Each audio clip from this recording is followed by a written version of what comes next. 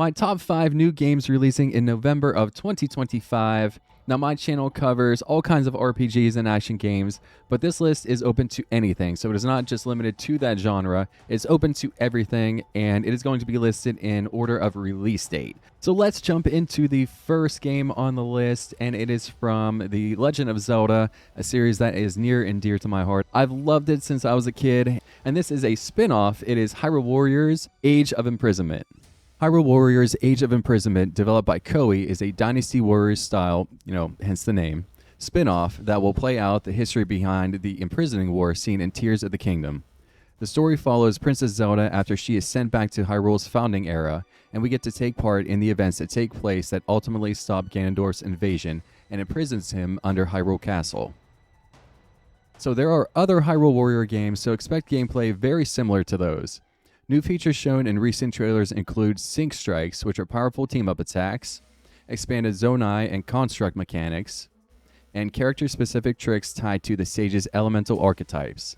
The game supports split-screen co-op and game share. The title is built for the Switch 2, so it should run really smooth, hopefully, and be the best-looking title of the spin-offs. So I'm really looking forward to Age of Imprisonment. I did not play the first Warriors game, but I did play the second, the tie-in with Breath of the Wild, and I was surprised how much I enjoyed it. It was a lot of fun. It's not too complicated, but the characters are deep enough to have some fun with some varied attacks, and it's just a good time. It's a lot of fun just beating the crap out of hundreds and thousands of enemies. I'm really interested in seeing the events of the story play out. So, and again, I'm a huge fan of Zelda, so anything new that is in that universe, I'm going to check out. So I'm really excited for this one. If you haven't checked out a Warriors title, I definitely recommend it. It's a lot of fun, and I think you'll have a good time. So I'm looking forward to this one, so check out Age of Imprisonment on November 6th. So the second game on my list sounds incredibly ambitious. I have no idea if they'll pull it off. This is a wait and see category for me. So the next game we are talking about is called Where Winds Meet. Where Winds Meet is an open-world wuxia action-adventure RPG developed by Everstone Studio and published by NetEase. The game is set in 10th century China during the turbulent period known as the Five Dynasties and 10 Kingdoms. You play as a young swordmaster from a quiet village whose life is shattered by tragedy, and that is what sets you off on your journey. The world is said to be massive and richly detailed with over 20 distinct regions. It also has a realistic weather system, time progression, and dynamic NPC behavior. I read that there is a living reactive world, so this means that NPCs aren't just background. There's more than 10,000 of them that have distinct personalities and respond to your actions. So we'll just, I don't know, we'll just have to wait and see, I guess. But combat is deeply rooted in martial arts. There are many weapons to choose from, both conventional and exotic, such as swords, spears, dual blades, glaives, and fans.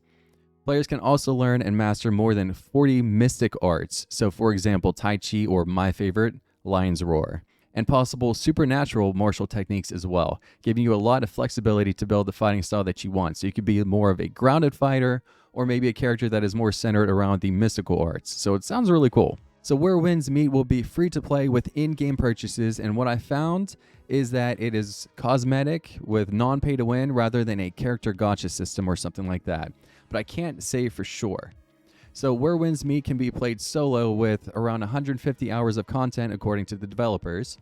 And the game also supports seamless co-op up to 4 players and a shared online mode. And this is where it really confused me and kind of lost me, because there is also a guild system, PvP battles, and group activities, giving it an MMO feel rather than a standalone single-player title. So again, the specifics on this are a little lost on me, but we'll just have to see how this one plays out. So Where Winds Meet sounds highly ambitious, and with the 10,000 unique NPCs with dialogue, I mean, that just sounds not possible, but hey, I don't know. It sounds great on paper, but hey, again, it's free to play, so you're not really losing anything. So check this one out if you want to. Where Winds Meet launches on November 14th. So the next game needs no introduction, and it is a yearly installment. So before we continue, let me know in the comments the last time you played Call of Duty. Personally, I bought the last one, Black Ops 6, because it was years since I played a Call of Duty. and I just wanted to jump in again and just kind of shoot some stuff, and it was fun. It was fun for a couple months, so I had a good time.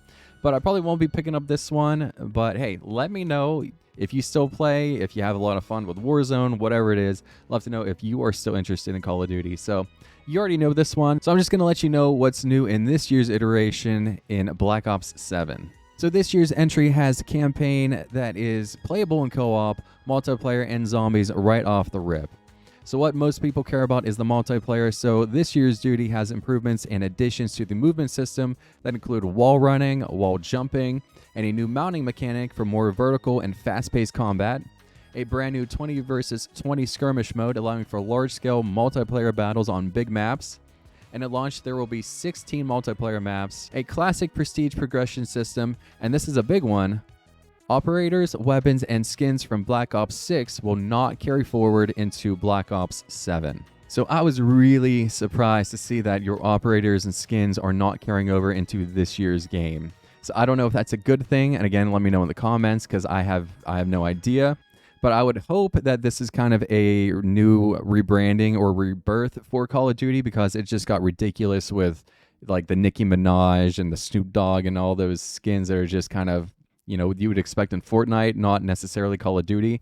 But again, I'm not a huge Duty player, so let me know your thoughts in the comments. Call of Duty Black Ops 7 launches on November 14th. So the next title is an action RPG that I think could be a sleeper hit for a very popular anime, and that is Solo Leveling Arise Overdrive. Solo Leveling Arise Overdrive is an action RPG developed by Netmarble and is not to be confused with the mobile gacha title. So this is a buy-to-play title, not free to play, not gacha, meaning progression, characters, and weapons are all earned through the gameplay, and this is why the game is on my list.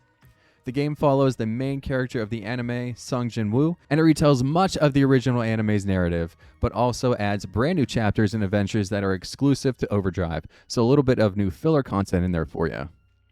The gameplay looks fast, fluid, and dynamic with a focus on dodging, parrying, and chaining together combos. The parry system has you timing precise blocks that will open up powerful counterattacks. The chain smash system lets you link skills together for stronger combo-heavy attacks, and there will even be a skill tree with 8 different job advancements. So your build can be meaningfully changed depending on your preferred playstyle. Solo Leveling Overdrive supports up to 4-player online co-op, and you can play as other hunters, so it won't just be all Jinwoos. And however, you can customize Jinwoo with a different hairstyle, hair color, and equip facial accessories. There will be endgame raids where you can take on the game's hardest challenges with other players. After defeating the boss, it will drop loot and materials for weapon crafting, allowing players to forge iconic weapons from the anime like Venom Fang and Demon King's daggers. Solo Leveling reminds me of Grand Blue Fantasy Relink. With the action RPG, it has a similar playstyle, and I think it could be a sleeper hit just like that game. I stand by it. I had a blast playing Relink, and I think if it's done well, and if the trailer shows anything, this one could be a sleeper hit as well. I'm afraid that only the anime fans are going to check this out, which you could be missing out on a really fun game. So if you have any interest in it, please check out Solo Leveling Arise Overdrive, and it releases on November 17th. The last game on my list has a ton of potential and promise, and it looks really, really interesting, and this is Of Ash and Steel. Of Ash and Steel is an upcoming third-person, open-world action RPG developed by Fire and Frost Studios and is made in Unreal Engine 4. Players are dropped into a decaying, low-fantasy medieval world called the Kingdom of the Seven. You play as Tristan, a cartographer-turned-reluctant adventurer who's stranded on the island of Greyshaft after his expedition is attacked. This is an old-school, gritty RPG where exploration actually means something, as there are no quest markers. It is up to you to explore. The world will help you get lost in it as there are active weather, day and night cycles, and NPCs follow daily routines, react to your growth, and treat you differently based on your reputation. You level up not only from combat and quests, but from exploration and crafting as well. You spend your points in 3 different areas: survival, craftsmanship, and war. Combat in Of Ash and Steel is methodical and skill-based. You can use 3 different stances, depending on your weapon type, to vary your combat style. There is a diverse selection of weapons like 2-handed axes, 1-handed mace, or something fast and agile like a rapier. There are active skills as well. So timing and positioning play a huge part in combat, and you can even use the environment to your advantage. So for all you high ground lovers, this one might be for you. And you can also pick up a bottle off the ground and throw it at your enemy to momentarily stun them, maybe even pocket sand. An arena mode was also shown off. It's what you would expect from something called Arena, but you fight as a gladiator style, and it's a great way to better master your combat, test out new builds, and earn a little extra fame and gold. If you are interested in Of Ash and Steel, but still aren't sure, you can give it a try as a demo is available right now on Steam. So as I said, this one has so much potential in my opinion. And what I think is going to make or break the game is the world, the environment, and how it's designed. If you can actively follow the clues from the quest givers and complete the quests, find hidden, dungeons, bosses, that kind of stuff, this game is going to be incredible.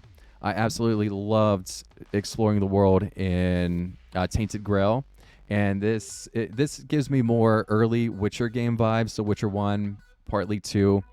But if you're into that, then maybe check this one out, as like I said, this one has tons of potential, and this one could be a sleeper hit, and I think it's flying under the radar. So I think this one has the chance to be really, really good.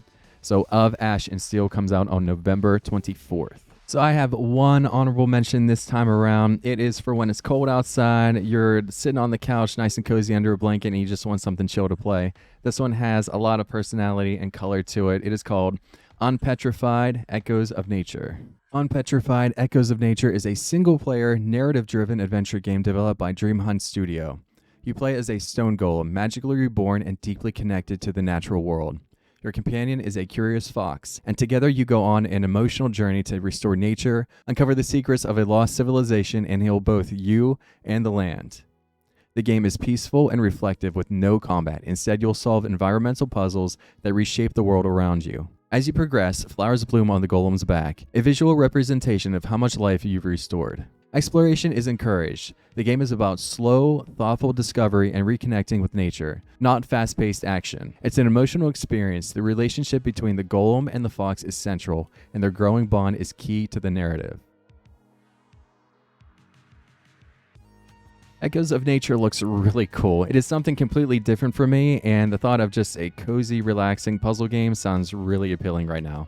And the experience sounds just completely unique. I really love that you progress and you heal nature as well as yourself, and it just has a really compelling narrative, and it's something that I'm interested in and might pick up at some point. But thought you might be interested in this. The art alone looks really nice, and it's just something different. So Unpetrified Echoes of Nature launches on November 11th. So what will I be playing in November? So I think I'll pick up Hyrule Age of Imprisonment, and beyond that, Ghost of Yotai is calling my name. I haven't been able to play that one yet, so I'm really itching to check that one out. So I think I'll be taking it easy for the most part. I will be keeping my eye on Where Winds Meet. That one just sounds really ambitious, and I am a little skeptical on if they can pull it off or not. And the whole possible light MMO aspect is really interesting as well. So I don't know. Gonna keep my eye on that one. Let me know your thoughts in the comments, and if you're going to check out any of these games or what you'll be playing in November. Oh, and Of Ash and Steel. That one has tons of potential, and I really, really hope they can pull it off with the world and how immersive it seems to be, and it just looks really cool. I like the in-depth combat and the thought of just the exploration and discovering everything in the world. And the best time to check it out, too, is when it's new. So this way, not every answer and secret is online. So check it out at the start if it's something that catches your eye. The exploration should be good. I really hope it is. So that one definitely has potential. So Of Ash and Steel as well. So that is the video. I hope you enjoyed it. Come back next month because I try to do this every month. But I cover RPGs, ARPGs, action games, so all kinds of RPGs. So if you're into that, please consider subscribing to the channel. It really, really means a lot to me, and it is something that I enjoy doing. So hopefully you enjoy it as well. Let me know in the comments if you do. So until the next video or live stream, take care of yourself, be kind to yourself, be kind to each other, and I will see you again very soon. Thanks.